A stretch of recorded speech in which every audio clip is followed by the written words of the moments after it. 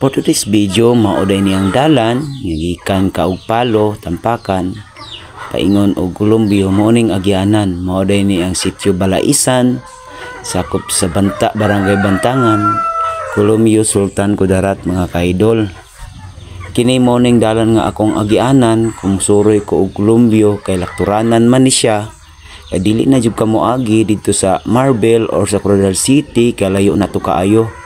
Diri na kamo agi kung naa kay tuyo o naa kay gusto nga suruyan diri sa ilahang lugar.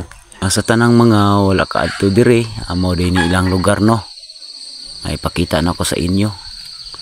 Ay alam mo og balaka mga ka-idol, bati kay atong kamera.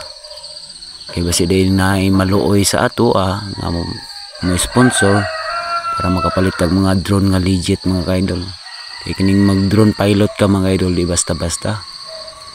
Kaya daghan kay mga proseso para ma-enhance po di mong mga kamot, automatic mag-practice jud ka.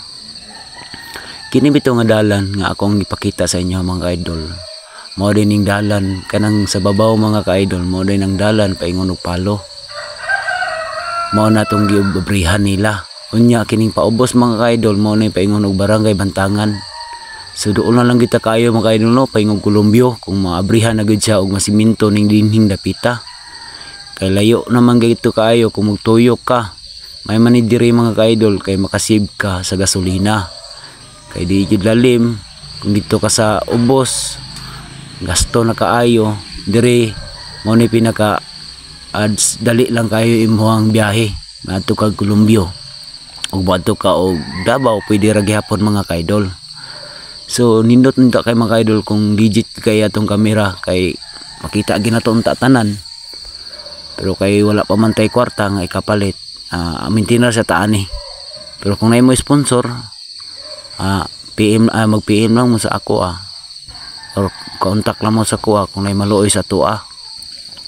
Para mas improve na to og aron nindot ang atong pag-vlog dining napita mga ka-idol. So shout out sa tanan mga followers ug viewers nako. Labi na gid sa ko mga silent viewers, mga nagasuporta sa ko. Daghang salamat sa inyong tanan. Di ta mo kalimtan din sa diin napadayon kita sa atong pangandoy. Usbon ko daghang salamat sa inyong tanan and God bless us all.